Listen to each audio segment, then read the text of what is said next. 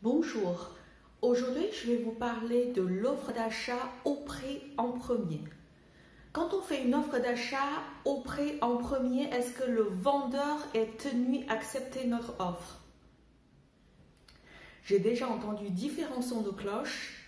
Certains disent que quand on achète via un vendeur en particulier, il est tenu d'accepter notre offre si on fait une offre au prix en premier. D'autres disent le contraire.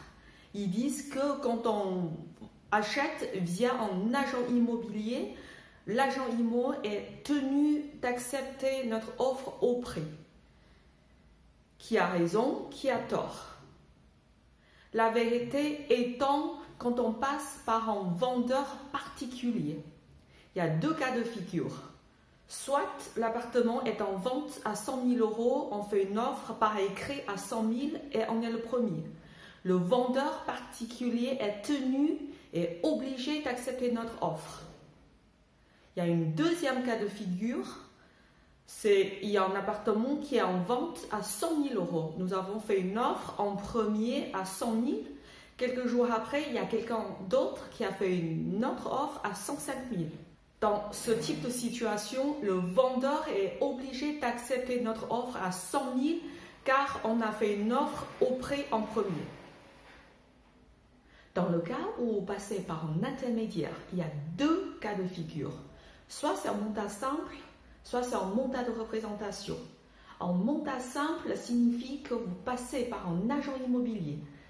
L'agent immobilier a juste pour but de rechercher un acquéreur potentiel. Donc s'il reçoit 10 offres, il peut très bien choisir parmi les 10 offres. Il peut très bien choisir la 10e offre car elle est sans condition suspensive. Dans le deuxième cas de figure, c'est un mandat de représentation. Un mandat de représentation signifie que l'intermédiaire représente le vendeur, à savoir, il peut prendre la décision à la place du vendeur. Dans ce cas de situation, c'est comme si vous achetez via un vendeur particulier et l'intermédiaire est tenu à accepter la première offre au prix. Si vous êtes sûr de votre droit, car vous avez en face un vendeur en particulier, vous avez fait une offre au prix en premier et le vendeur a refusé votre offre. Vous avez donc décidé de faire un procès au vendeur.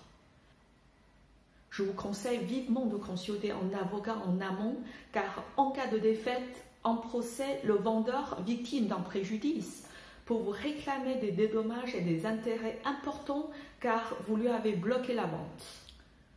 Je mets le lien officiel juste en dessous pour que vous ayez plus de détails et d'informations. J'espère que cette vidéo vous a plu. Si vous avez aimé, merci de liker, de partager, de mettre en commentaire et d'abonner à ma chaîne. Merci. Au revoir.